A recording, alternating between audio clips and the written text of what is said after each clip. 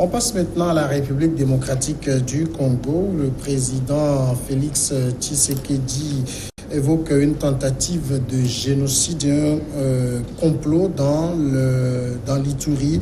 Le président de la RDC a dénoncé une tentative de génocide et un complot derrière les récents massacres de civils en Ituri. C'est dans le nord-est du pays où il a achevé mardi une visite de 3 jours. Manifestement, cela ressemble à une tentative de génocide. On voulait pousser la province d'Ituri à s'embraser et à mener des événements malheureux du genre génocide que l'on a connu dans notre région des Grands Lacs pour déstabiliser le pouvoir de Kinshasa, a déclaré le chef de l'État lors d'une conférence de presse à Bunia.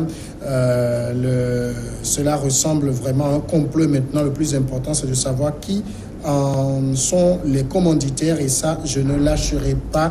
J'irai jusqu'au bout pour connaître la vérité, a-t-il dit. Firmin Teko, Félix Tshisekedi emploie beaucoup de « on ». Qu'est-ce que ça veut bien dire? Il pense à son pouvoir. Et quand il dit, à part un peu, il dit je ne lâcherai pas, ça veut dire il veut maintenant s'affirmer en tant que président. C'est comme il est en train de prendre le contrôle de la situation, de prendre le contrôle de la gestion du pouvoir. Avant c'était Kabila et lui. Aujourd'hui il veut montrer aux yeux du monde que c'est lui le président de la RDC. Et il y a des choses qui se passent à Ituri et lui pense déjà à la déstabilisation de son pouvoir. Alors que vous savez, Ituri, c'est une zone frontalière entre qui n'est pas loin de comment on appelle ce pays qui m'échappe. Voilà, qui n'est pas loin d'une frontière. Donc, il pense déjà à tout coup qui peut être monté pour déstabiliser son régime. Moi, je dis juste c'est un président qui veut s'affirmer. Ça rappelle un peu ce qu'un père avait dit en 2018. Vous savez, en décembre 2017, il y avait eu encore cette querelle intercommunautaire où il y avait un père c'était un évêque qui disait que c'est une question de manipulation.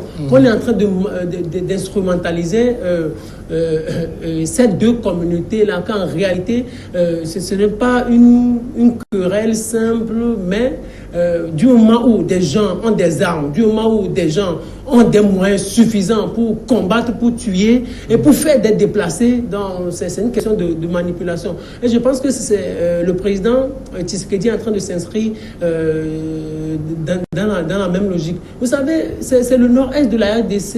La RDC, moi je l'ai toujours dit, ça n'appartient pas à la RDC. Le président peut être là, mais il lui sera difficile de contrôler tout le territoire. Il y a comment je perds les pays que je veux citer aujourd'hui. Il y a l'Angola, il y a le Rwanda. Le nord-est, l'est est tellement contrôlé. Il y a la communauté internationale d'un côté, il y a les pays limitrophes de l'autre. Donc le président, lui, il est là. Et puis le pays est tellement vaste. Il va être tellement difficile à ce président de contrôler tout le territoire. Mais ce qui va lui être, ce qui urge qu'il fasse, c'est qu'il arrive à contrôler, lui, son appareil, son pouvoir pendant 5 ans et après, soit être reconduit ou quitter le pouvoir. Mais s'il est difficile aujourd'hui, comme le dit Firmin, pour Tshisekedi, et même on l'a vu du temps de Kabila, de contrôler les frontières, ça veut dire Mobutu a fait une véritable prouesse. C'était le président qui réussissait à maîtriser les frontières de son pays. Oui, on a beau reprocher beaucoup de choses au père, ce qu'on appelle aujourd'hui le père de la nation, père de l'indépendance, tout ça. Mais il faut leur reconnaître quand même une qualité, c'est qu'ils ont réussi, chacun dans son pays, que ce soit Gnassingbé Eyadema, Omar Bongo, Mobutu, tout ça, à unifier les pays. Ouais. Certains diront à marche forcée, y compris par la force, par les assassinats, par le parti unique et tout ça. Mais pour la plupart de ces pays étaient des pays unifiés, contrôlés, où ces velléités d'affrontement communautaire, tout ça, étaient évitées. Aujourd'hui, force quand même est de constater que ce n'est plus le cas. On ne va pas mettre ça au débit de la démocratie, mais presque. Parce que les présidents aujourd'hui qui sont élus, etc., n'arrivent pas à contrôler de ces populations, leur territoire. Notamment à RDC, qui est un vaste pays où essaiment plusieurs groupes armés. Et si Kabila, qui contrôlait quand même l'appareil sécuritaire du pays, n'a pas réussi à le faire, c'est pas Tshisekedi qui va le faire. Parce que jusqu'à aujourd'hui, il est là depuis 5 mois, mais je crois que c'est toujours Kabila qui contrôle. Même s'il a fait quelques nominations, il a essayé de changer quelques pions, mais pour l'instant, c'est Kabila qui contrôle toujours le pays. Donc, il lui faudra un peu plus de temps pour répondre aux défis sécuritaires qui se posent à lui. D'abord pour renforcer son propre pouvoir et puis pour protéger le pays. Mais ça va lui être difficile. Firmin l'a décrit. On est dans une zone où il y a beaucoup de milices, de groupes armés qui circulent, qui franchissent les frontières poreuses, qui vont au Rwanda, qui vont en Ouganda, qui vont en Angola, etc. Et puis aussi, il y a des intérêts économiques qui sont importants dans cette zone. Donc, oui, il doit faire face à d'importants défis. Je crains fort pour lui qu'il y arrive très, très difficilement. Mais, oui. Oui, je voudrais ajouter, ce que Jean-Paul Abou dit m'intéresse. C'est-à-dire, on peut déduire simplement que avec la dictature, on est beaucoup plus en sécurité. Non, je ne ferai pas cette déduction. Oui, je ne ferai pas cette déduction. Mais en tout cas, peut-être on dira que c'est dans une autre époque, un autre contexte, etc. Mais aujourd'hui, quand on prend le pouvoir, surtout contre l'armée, on va le voir au Burkina aussi. On prend le pouvoir parce que des dirigeants qui étaient là depuis des années, qui ont mis en place des systèmes, y compris militaires, sécuritaires, qu'on vient déstabiliser par une insurrection, une élection, etc. C'est pas très facile aussi. Il y a la question, à l'époque, il n'y avait pas toujours les questions de droits de l'homme qui s'imposaient. Aujourd'hui, même si les militaires, les policiers doivent intervenir, ils doivent tenir compte de ces paramètres-là. À l'époque, bon, à la limite, on s'en foutait un peu, quoi. Donc, il y a de tout ça dont il faut tenir compte. Donc, je pense, dans nos analyses. Nos dictateurs, nos présidents dictateurs, ils mettaient beaucoup plus de moyens sur le plan sécuritaire. Bien sûr. Alors qu'aujourd'hui, on consacre assez de moyens à la liberté, aux libertés politiques, aux libertés publiques, à la démocratie, aux élections, bien encore de faire des élections au Togo, on a dépensé des milliards. Alors que du temps de nos dictateurs, là, on pouvait prendre tous ces milliards, les consacrer à sécuriser le pays, à sécuriser. J'ai l'impression que vous êtes nostalgique. Non, c'est juste une réalité. C'est les failles de la démocratie que nous avons toujours l'habitude de dénoncer ici ou de décrire ici. Regardez ce qui se passe. Même au Soudan aujourd'hui, où il y a déjà des morts, il y a des milices, pas des milices, il y a des civils qui veulent prendre le pouvoir, qui veulent goûter aussi à la gestion du pouvoir. Il y a des militaires qui ne veulent pas lâcher parce que ce sont eux qui maîtrisent le pays. Et vous voyez déjà, il y a des morts, il y a des blessés, il y a des réfugiés déjà. Parce que tout ça là, au nom d'une quelconque démocratie. Autant du président Omar el-Béchir, je ne pense pas qu'il y avait ces situations trop difficiles là. Alors, revenons à la RDC. L'Ituri, c'est quand même comme une zone qui échappe au contrôle des autorités. On a du mal à comprendre pourquoi on ne voit pas, même l'ONU qui est très présente là-bas, n'arrive pas à régler la situation. Nulle part, l'ONU n'arrive à régler quelque situation que ce soit en Centrafrique ou ailleurs. Je crois qu'à l'époque de Kabila, il fut un moment où les autorités congolaises ont carrément demandé le départ de l'ONU. L'ONU ne joue pas un grand rôle. La RDC, c'est un vaste pays. C'est très difficile pour un gouvernement de véritablement déployer un dispositif sécuritaire pour sécuriser tout le territoire, d'autant plus qu'encore une fois, on a des frontières poreuses où ça va, ça vient, et puis des milices armées circulent, soutenues d'ailleurs par des pays étrangers et tout ça, ou des lobbies économiques et financiers. Donc, oui, c'est le rôle régalien de l'État de protéger son territoire, de protéger les citoyens. Mais on a souvent en Afrique des États défaillants qui doivent faire face à beaucoup de défis, à beaucoup d'urgences en matière de santé, en matière d'éducation, également d'autres priorités. Et c'est pas évident pour ces dirigeants-là de sécuriser toutes ces zones. Encore une fois, c'est pas qu'en RDC, c'est vrai que c'est l'actualité aujourd'hui en RDC, mais au Mali, avec les groupes djihadistes, au Niger, au Burkina, etc. Et donc, Libye, c'est carrément une zone de non-droit où plusieurs dirigeants se combattent là-bas. Donc, c'est les vrais défis auxquels on doit faire face aujourd'hui. L'actualité aussi, c'est la question de la zone de libre-échange. Ouais. Mais dans une zone où il y a des conflits armés partout, je ne sais pas si on pourra véritablement faire du commerce au bénéfice des populations. Alors, il y a eu un responsable de l'ONU au niveau de la RDC qui a déclaré, et il n'a pas eu des mots très tendres pour qualifier ce qui s'est passé dans l'Ituri. Il a dit des criminels, des meurtriers, des assassins ont tué des femmes et des enfants. C'est vrai qu'on évoque un bilan de 160 morts et plus de 300 000 déplacés. C'est quand même un aveu là, d'échec ou de faiblesse par rapport à ces groupes qui sévissent dans la région. Oui, celui-là même qui est en train de parler, je ne pense pas qu'il maîtrise ce qu'il disait. Non, mais c'est qu'ils ont échoué en réalité. L'État a échoué. Je veux dire, c'est des morts, des blessés comme ça, plus de 300 000 déplacés en 2018, c'était 200 000 jusqu'à aujourd'hui, ajouté à ce qui vient de se passer, 300 000 déplacés, ça veut dire l'État a failli. L'État a failli. On est en train de tuer des gens. Mais quelles sont les résolutions que prend l'État pour sécuriser la zone? Quelles sont les résolutions, les mesures que prennent les autorités congolaises? Le chef de l'État a dit qu'une opération de grande envergure a été lancée contre les assaillants. Oui, les assaillants, ils vont disparaître, ils vont quitter la frontière, ils vont se réfugier dans d'autres pays. Et du jour au lendemain, des mois plus tard, ils vont revenir semer du désordre et encore fuir. Mais la question est de savoir, est-ce que la communauté internationale veut la paix pour la RDC? C'est la question fondamentale. Parce que si la communauté internationale veut qu'il y ait paix en RDC, il y aura paix. Avec tout ce qu'ils ont, la technologie, leurs puissantes armées, ils peuvent instaurer et imposer la paix à RDC. Mais je pense que la situation est en train de leur profiter. Quand on voit l'Est de la RDC, c'est contrôlé par la communauté internationale, c'est contrôlé par la CIA, le Vatican et d'autres puissances internationales. Mais qu'est-ce qu'on veut? La situation est en train de profiter à certains Congolais et à une partie de la communauté internationale, parce que quand autant il y a assez de désordre, autant on peut facilement piller le pays et puis c'est fini. Mais Jean-Paul, quand on regarde quand même la situation à ce niveau, il y a beaucoup de groupes armés qui sévissent, mais on ne retrouve pas trop les revendications. C'est-à-dire, on descend, on massacre des populations, mais finalement, à quelle fin? Il y a beaucoup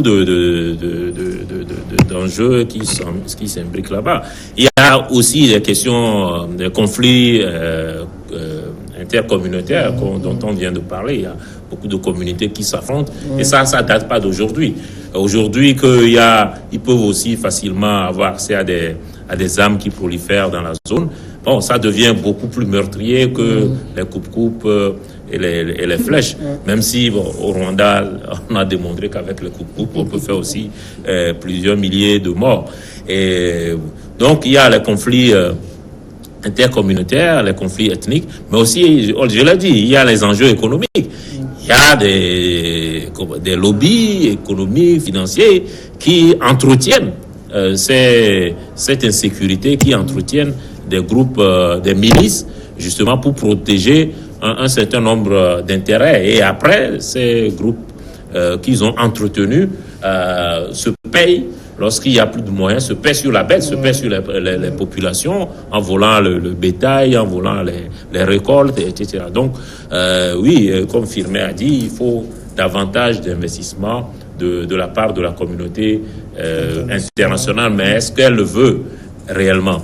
Parce que l'État congolais tout seul, à mon avis, ne peut pas arriver à bout de ces milices armées qui, encore une fois, sont entretenues et par des États et par des intérêts économiques et financiers. Ça veut dire que quand le président congolais parle d'une opération militaire d'envergure, c'est que des mots? Pour moi, c'est que des mots. Qu'est-ce qu'il pourrait faire? Son prédécesseur n'a pas réussi. Seul Mobutu a réussi à faire quelque chose. Son prédécesseur Kabila n'a pas réussi à stabiliser le pays, à désarmer le nord-est du pays. Qu'est-ce que lui pourrait faire? Lui n'est même pas militaire. C'est quelqu'un qui a passé presque toute sa vie en Belgique à s'amuser un peu. À s'amuser du jour au lendemain. Peut-être c'est parce qu'on a écrit qu'un jour qu'il sera président. C'est grâce à Kabila que lui est devenu président. Donc, il maîtrise pas le pays sur le plan armé, sur le plan sécuritaire. N'oubliez pas, quand il parle du génocide, c'est faire allusion un peu au Rwanda. C'est qu'il est en train de pointer un peu du doigt des gens qui pourraient venir du Rwanda semer du désordre dans son pays. Je ne pense même pas qu'il soit en de bons termes avec le président Paul Kagame.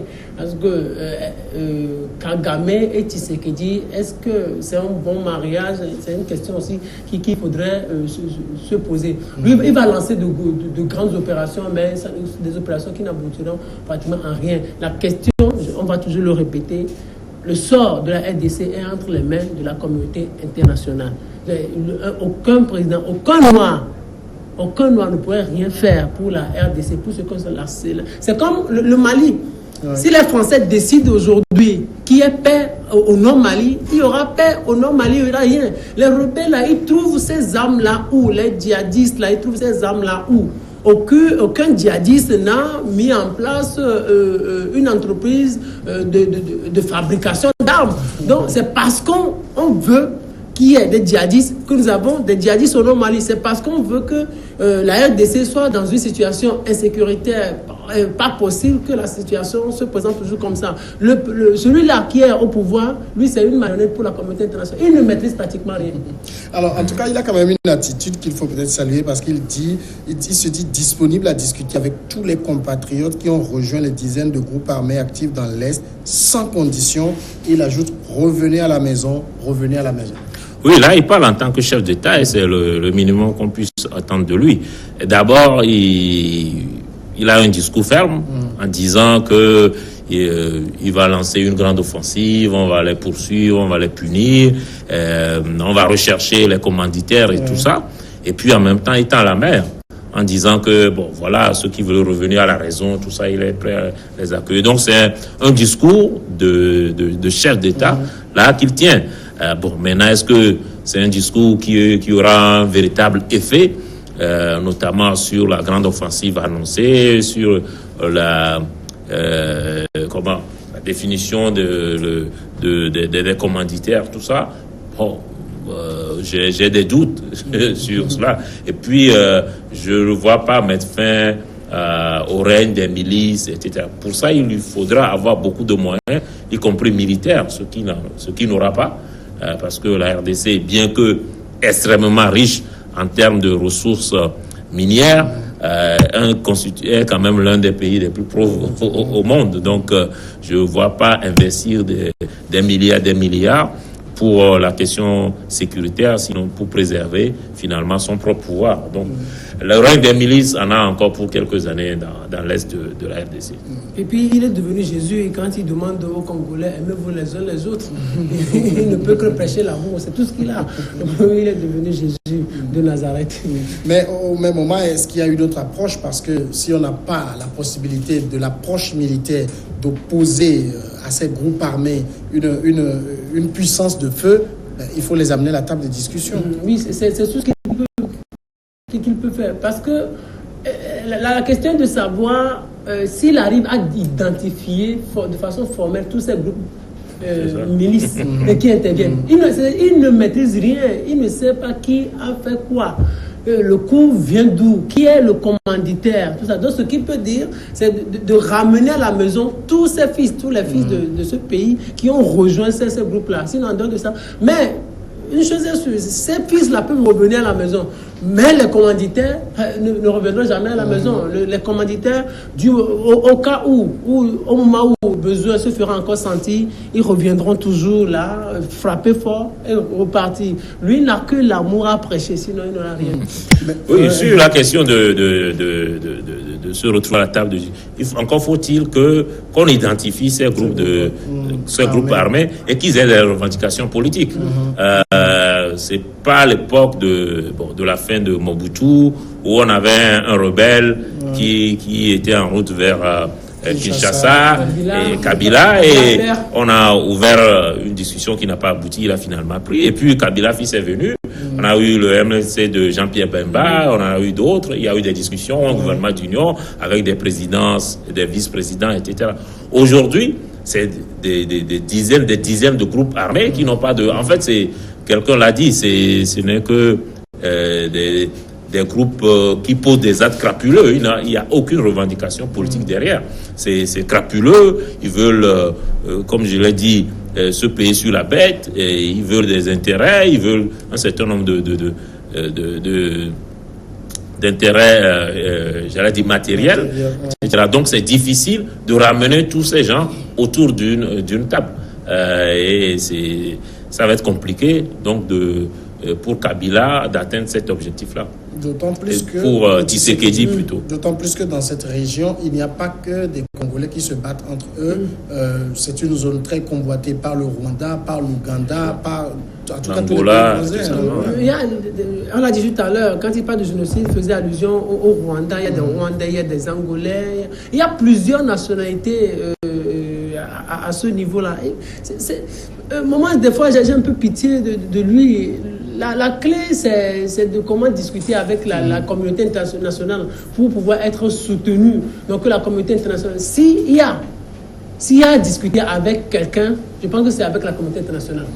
Et ce n'est pas avec ces rebelles-là, il va discuter avec ces rebelles-là, mais est-ce que ces rebelles-là seront sincères? Est-ce que ces groupes-là seront sincères? Je ne pense pas. La question, ceux-là qui sont derrière tout ce qui se passe, c'est la communauté internationale. Donc, je pense qu'il sera peut-être judicieux d'appeler à la table de discussion les grandes puissances pour qu'on lui dise exactement ce qu'on veut et ce qu'il doit faire. Sinon, lui seul, il va souffrir jusqu'à la fin de son règne. Mais dès sa prise de pouvoir, en tout cas quelques mois après, il a commencé une sorte de tentative pour amener la paix avec ses voisins, notamment le Rwandais. Il est allé en Ouganda, il est allé au niveau de... au Congo, Brazzaville. Voilà. Ça veut dire quoi? Qu'il cherche quand même à maîtriser, parce que la RDC a 9 frontières quand même. Non, il n'a pas le choix. Lorsque vous êtes un pays et que vous êtes en froid ou en conflit avec tous vos voisins, vous n'êtes pas en sécurité, d'autant plus que depuis tout ce qu'on dit depuis, c'est que justement, il dirige un territoire où règne l'insécurité. Donc, son intérêt, c'est d'être en paix avec ses voisins et justement de sécuriser au moins ses frontières, et ce qui lui permet éventuellement, lorsqu'il y a des offensives, que ces milices armées ne disparaissent pas au-delà de ses frontières chez ses voisins. Donc, il avait intérêt à relancer justement le dialogue, la coopération avec ses voisins, notamment le Congolais, le Rwandais, etc. Je ne sais pas s'il a réussi à faire tout ça, parce que le Rwandais a été annoncé à Kinshasa. Il est venu au funérailles de... Non, il était annoncé, mais il n'est pas venu, je crois.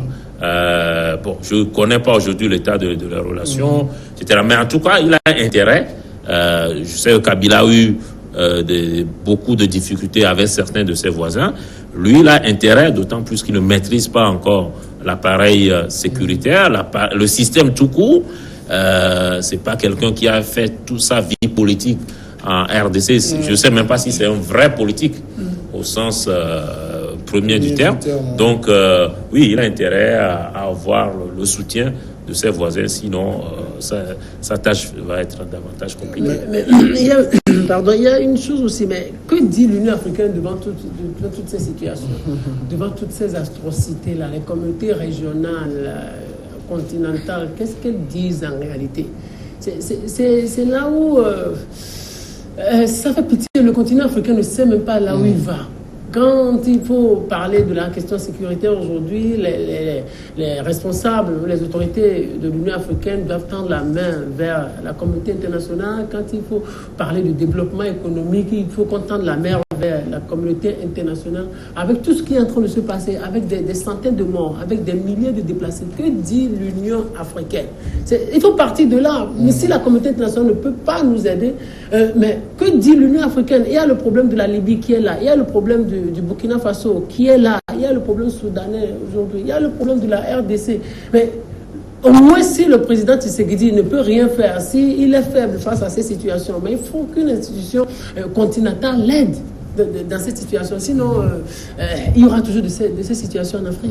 Au même moment, la question que je voulais poser, c'est par rapport au développement de Jean-Paul. Si le président Tshisekedi a intérêt à faire la paix avec les autres, est-ce que les autres ont intérêt à ce qu'il y ait véritablement paix?